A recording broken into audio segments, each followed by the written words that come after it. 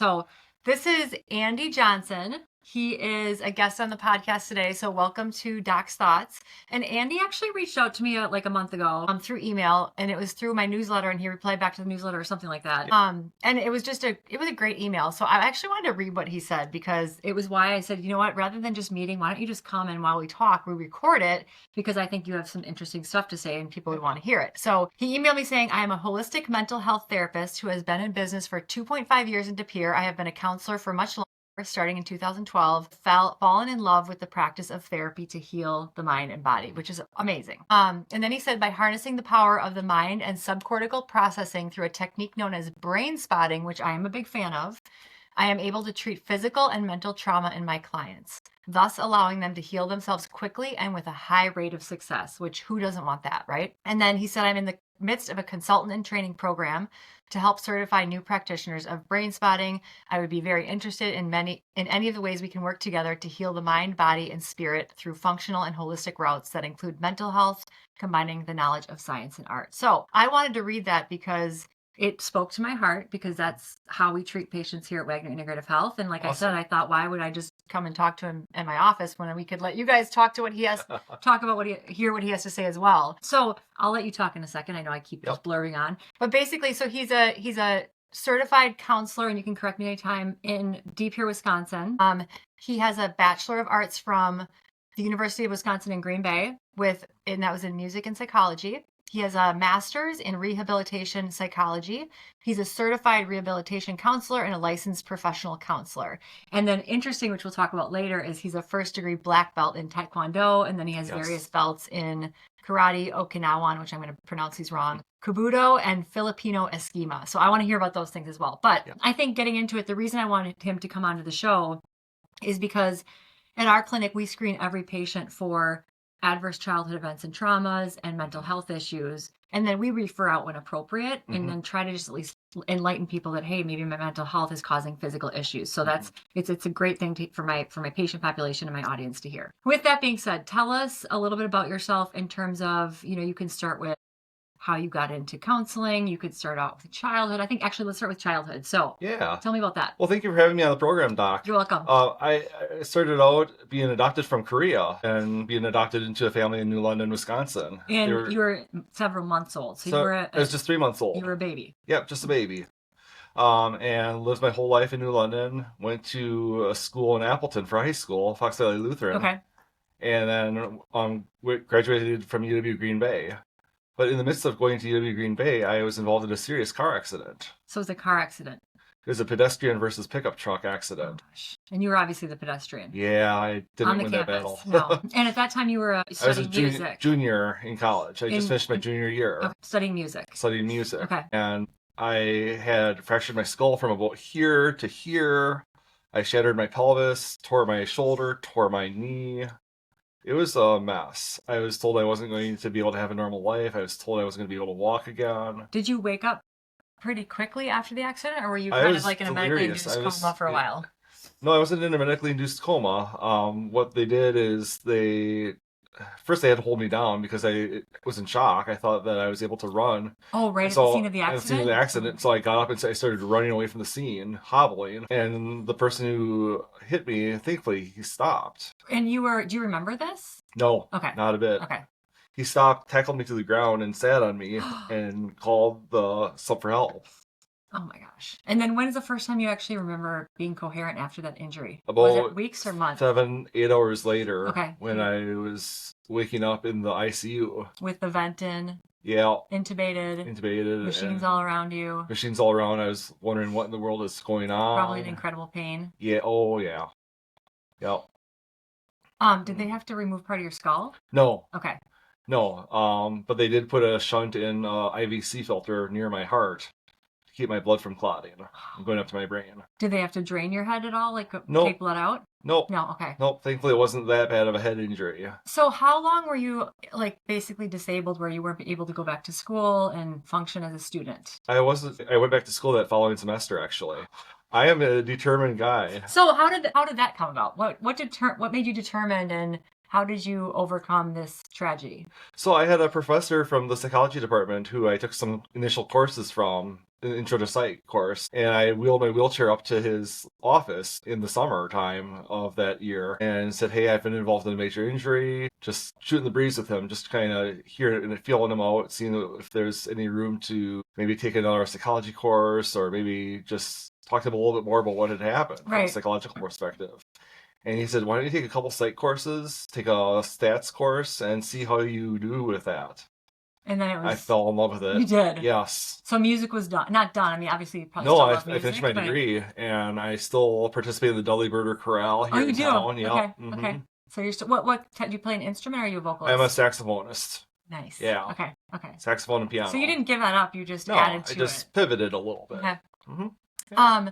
And then, so you did the traditional psychology degree, and Yep. then when did you start getting into trauma, or was it right from the start? I didn't get into trauma until about 2 years ago, right after I opened my practice. I had someone about 3 years prior do brain spotting on me, and it didn't work very well. It wasn't a good attunement there with the person. And so I wanted to learn how to do it in a proper way so that I wasn't traumatizing the client, I wasn't traumatizing myself. It worked very well. So where did you do the training for brain spotting?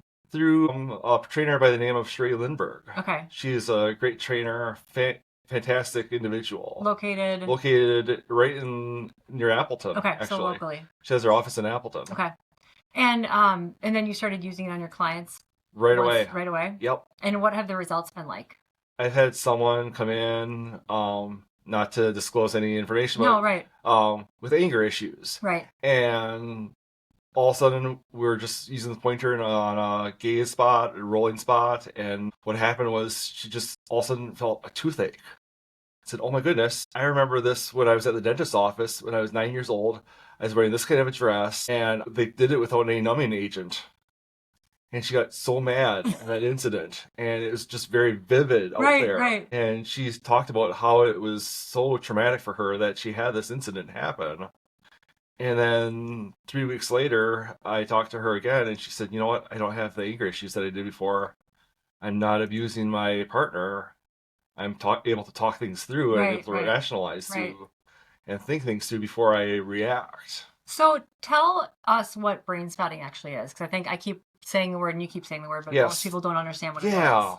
So brain spotting is a neuro-experiential way of experiencing healing through subcortical processing. That's a fancy way of saying how you look, where you look affects how you feel. So I can have someone look at the left or the right, and they may feel things differently. On one side, they may feel things over here and say, "Oh, I don't feel anything over here." But then I have them look in the opposite direction. They're like, "Whoa, whoa, whoa, whoa, that's totally anxiety provoking." And then I'll take the pointer, I'll use a pointer, a wand. Like this. Yep. Right. And I'll hold it up in a certain direction, and if they're feeling anxiety over here, over this direction, I'll hold it up or down and have them feel things if they feel things more anxious on the upper level or on the lower level. And do their eye movements change at all? Are you looking at their eyes? I'm looking at their eyes. I'm looking at their eyes for any kind of subtle ticks, twitches, like they twitch flicks. a little bit, right? Yep, they'll when they twitch. Get to a spot. Mm-hmm. They'll flicker, or I've had one person whose one eye stayed normal, the other eye went up. Really? Yes. So, and I think you can totally correct me if I'm wrong on this. So I experienced brain spotting several times in my life because I'm kind of a healer junkie. I like to try it all out myself. And for me, it felt like the therapist was getting to the spot in my brain where I held a trauma. Yes. And then once we got to that spot, they made me sit there. But it wasn't uncomfortable. It was more like, oh, now this makes sense. So then once you get to that, is that correct? Yes, it's a non-talk therapy. So the therapist doesn't do very much talking. Right. The patient is just processing. They're either talking and sharing what they're processing aloud, or they're keeping it inside internal. Right. Yep. And then is it in the processing that it gets healed? Yes. Okay. So what happens is there's this particular area in the brain that's really tiny, very minuscule, but it's like a little person digging through files. And they're trying to find this file, and then they're like, aha, the trauma file. I'm going to keep this open for a little bit. I'm going to look at it, and I'm going to put it away till next time. Right. And the brain processes after brain spotting for 3 to 5 days after the trauma processing. So it pulls the file. Yep. Kind of sorts it. Does it get rid of the file? It reorganizes the file and Okay. reprocesses the file. To help you deal with it better. Almost in the way that EMDR, eye movement desensitization Right. and reprocessing does it. Okay. Only Yeah. it does it faster. And that's why I was so fascinated by you talking about brain spotting, is because, I talk to patients a lot about going and getting counseling. And sometimes when you go and you talk about the problem, sometimes that's not the best way to take care of No. it, because you're just like Rehashing the same issue over and over. but you're not. Yeah. And maybe they're teaching you how to like approach it better and deal with the stress it's creating. But it's like, why don't we just get rid of this trigger that keeps happening in my Yes. life? And there's no protocol for brain spotting either. So there's no setup where you have to do A, then B, then C. It's very free form. It is. Yes. So very provider dependent. Very client focused, actually. Oh, that makes sense. Yeah. Okay. How would you compare it to something like ketamine therapy? Ketamine therapy is often used with brain spotting therapy. So they do brain spotting with someone on ketamine? Yep. I can have someone who's in full-blown ketamine use, and they're actually able to experience brain spotting on a higher level. Have you done that? I have not. I'm not trained in that. Okay, I was going to say, I thought maybe you went to one of the local centers with one of your clients or something. But would you say they're similar in that you're kind of getting into that subconscious? Yeah, you're getting into that higher level of the brain. And so, do you do mostly brain spotting on your clients now? I do a lot of brain spotting, even if it's not explicitly done. I do implicit brain spotting where I'm watching their gaze. You are. I'm watching their gaze, I'm watching their eye movements, and cueing off of them what is going to help them. So you've talked to people and done enough brain spotting that you can catch the cues that their eyes give off when they're maybe hitting the right spot. Their eyes give off, their throat, they're swallowing, they're yawning at certain points. Yes, when they get to that topic that is the one they need to deal with. Or they're thinking of something, they're processing through something on a deeper level that maybe I'm not catching. Right. But they're on the spot and they're on the thought that they need to work through. Right. No, that makes total sense. Yeah. So when someone does brain spotting, how often do they have to go in for a session? I'm sure it's very dependent on how deep their trauma is and how many traumas they have, but is there an average? I would say every other week. Every other week? Minimum. For how long? 3, maybe 4 sessions. Okay. Oh, so not that much. Not that long. No. And then you're done? You could be with done. that issue? You could be done. It's very person dependent. Right. It really depends on the person, the number of ACEs that they have, those adverse childhood experiences. Right. And what they're trying to work through. It's not all trauma, though. It's also an expansion. So they could be having an idea, say, I want to open my own business. I want to use some tools and tricks, but I just don't know how to incorporate everything all together and synthesize that. That's incredible. Them. Yeah. Seriously. Yeah. Okay, so I want to talk about this. So what we've talked about so far is dealing with people who have trauma. And counselors often refer to this as adverse childhood events. Some people don't know what that is, but basically it means that when something happens to you when you're younger that's traumatic in some way. It could be bullying. It could be that your mom made you wear the wrong color dress. It could be molestation. I mean, it can be all different degrees of trauma. And from what I've been taught, what matters is how many traumas you've had and the severity of those and the chronicity of them, meaning for how long of a period of time did they happen. And then that all gets compiled together to kind of give you a higher score versus a lower score. I would say also what I noticed with my patients is that some people genetically are more resilient. So there are some people who have had horrific trauma and they are fine. Yes. And I'm always like, this is crazy. Like there's something in your genes that is just insane. And then there's some people who will have pretty minor trauma, but it has affected them their entire life and allowed them not to function to their full capacity. And there's no perfect way of, it's fine. Like it doesn't matter which way you are, but it's just having an awareness of like, hey, something might be holding me back. So that's what we've talked about thus far. What he just tapped into, which I've never heard of, is using these modalities for expansion. Yes. There's trainings on expansion and brain spotting, spirituality, intuition, and manifestation and brain spotting. Interesting. There's a whole other realm of brain spotting that delves into how to expand the mind. Which is incredible. We have between 1 and 4 quadrillion synapses in our brain and body. And we're taught through the APA, American Psychological Association, of the very Western side of medicine. Who are we as 1 billion people in the West to tell 8 billion people around the world how to heal? Right. And what they can heal from. Right. So what we do with brain spotting is enormous and unlimited practically. Yeah, and I always think of expansion is when you're feeling open, enlightened, maybe not enlightened, but you're like pursuing a worthy goal. Yes, pursuing a worthy goal, trying to figure out something new about yourself, Right. trying to figure out new ideas, new ways of doing something.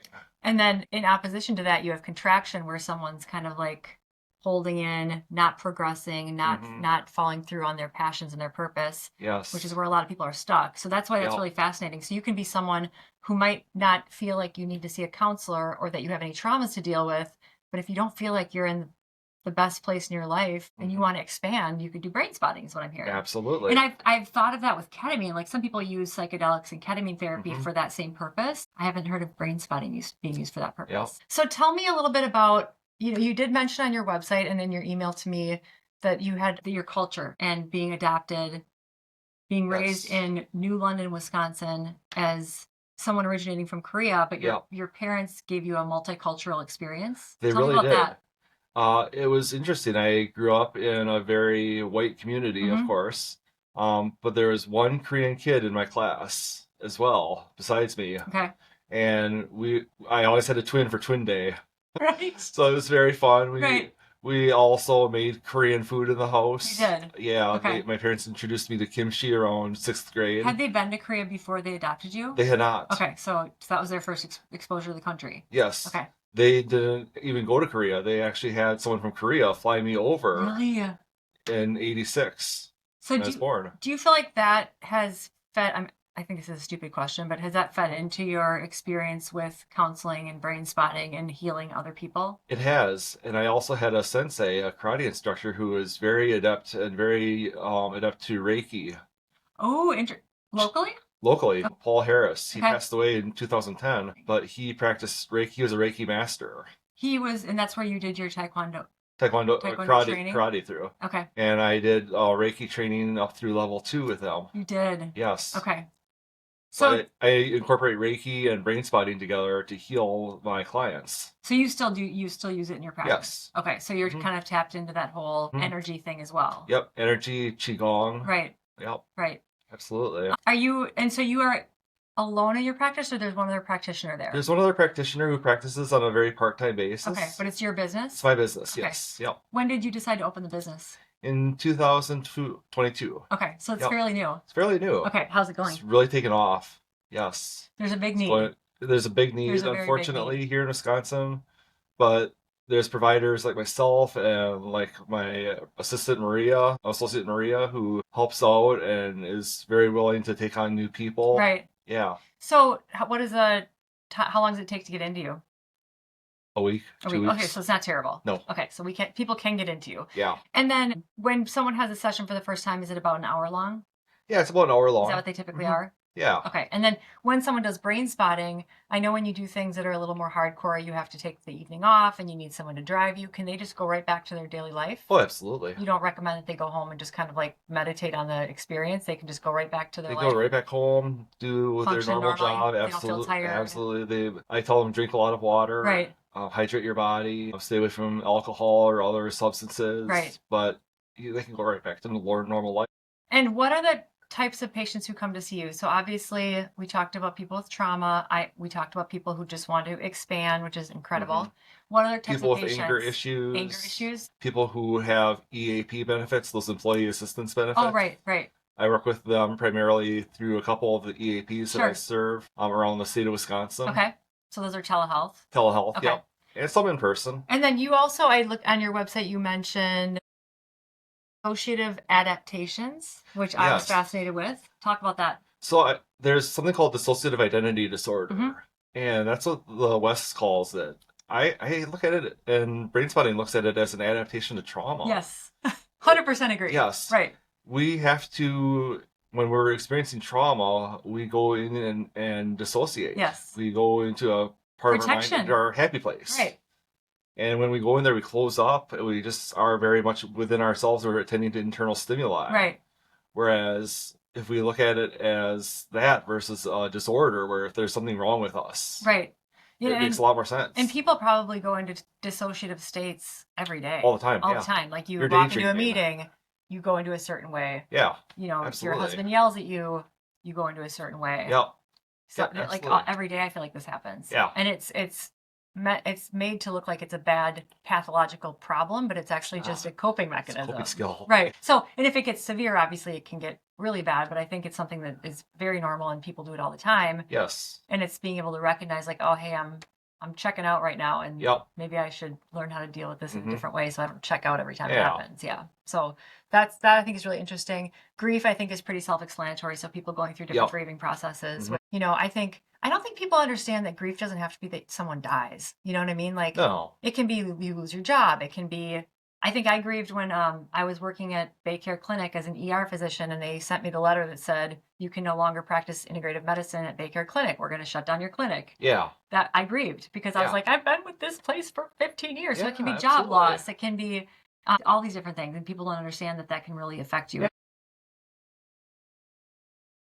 Absolutely. And then Christian counseling, I thought that was interesting. So you focus on people who have Faith. Christian faith-based Yes. faith-based counseling, Mhm. which is very important. And then obviously just traditional mental health disorders, anxiety, depression, Yep. those types of Bipolar. things, bipolar. Mhm. Do you deal with like schizophrenic, like Sometimes that kind of stuff? if someone comes in and they say they have schizophrenia, Right. I'll work with them. Okay. Have you had any very interesting experiences with someone who has like schizophrenia or borderline psychosis or is in a manic state and brain spotting has kind of brought them I center haven't a had little that bit? yet. I mean, I wouldn't think you would because No, not yet. they would be in an institution, but just curious. Yeah, or they're in their own homes, and I've worked with a CSP, a community support program, Right. where the people are in their own homes and they just have extra support to keep them in their own homes. Have you ever heard people talk about how people with schizophrenia also are actually just so highly sensitive that they hear everything and they are in a whole different realm? Mhm. What do you think about that? I think that's possible. Okay. I think that really could happen where they're just very extrasensory. Right, but doesn't mean they shouldn't take their medication because they No, still they live in should the, they take their still live medication. in the world of matter. But Yes. I mean, I think in some like indigenous cultures, those types of people who would be diagnosed with schizophrenia are actually regarded as like They're the shamans. medicine men and Yeah, shamans because absolutely. they're so tuned into things beyond the material world. Mhm. So I'm always fascinated by that.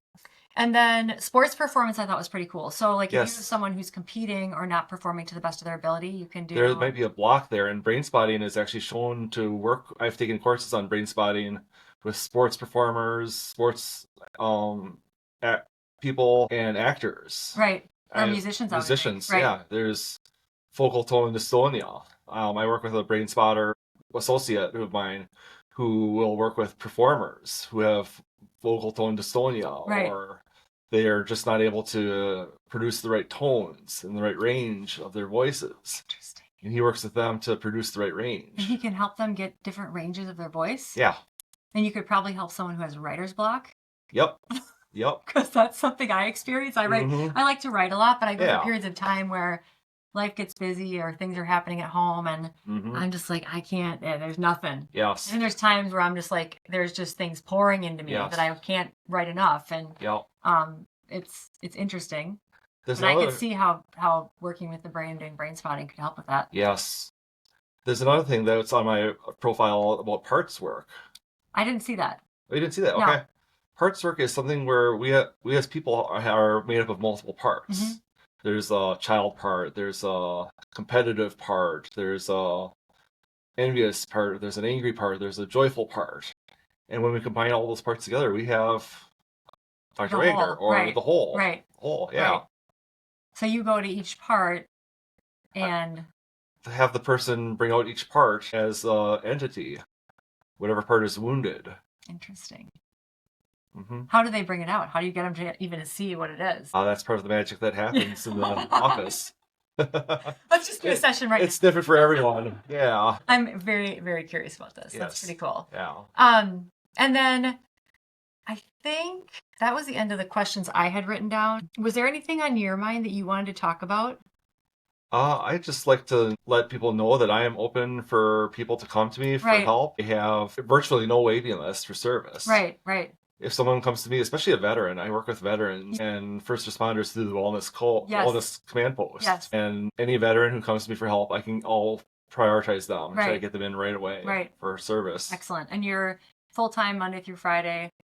Yep. Evenings at all? Evenings till 7 o'clock. Oh, you are? Yeah. So you're working quite a bit. Mm-hmm. Yeah. I also work with a program down in Sheboygan County who help youth with mental illness Yes. issues. And what percentage of your practice is done virtually versus in person? 60% virtually, 40% in person. Can you brain spot with someone on a screen? Absolutely. Really? Yes. So they just sit right in front of it and you just do your thing? Yeah. Interesting. Yeah, absolutely. And you can catch the same. I mean, sometimes when I'm working with patients virtually, it's great, but like I always say, I can't smell them. I can't like feel their energy. Mhm. Sometimes you can't catch the subtle facial movements, but you must get them right face up in the screen so you can do it.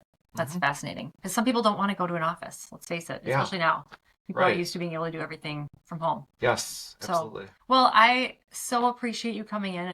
Thank you for giving me some time. Yes, very informative. I'm of the belief that everyone should experience counseling, no matter who you are, what you do, how you feel, because it is because of for the expansion part of it, because we have potential. Not everyone uses their full potential, and there's always more to live up to. Absolutely. We're constantly growing, and sometimes life can get in the way and kind of keep us stalled. I think I was telling my daughter this the other day. I said, I think the most highly successful functioning people are probably seeing a counselor regularly. And she was like, makes sense, Mom. So I do think I think you provide a fabulous service, and I think that the brain spotting is just excellent because it just taps into this realm that regular talking doesn't get into. Yep. And it's very important. So thank you for coming, and thank you for visiting the office. Thank you for letting me come here. Yeah, and it was really, really participate nice in to meet this. you. Yeah. Nice to meet you as well.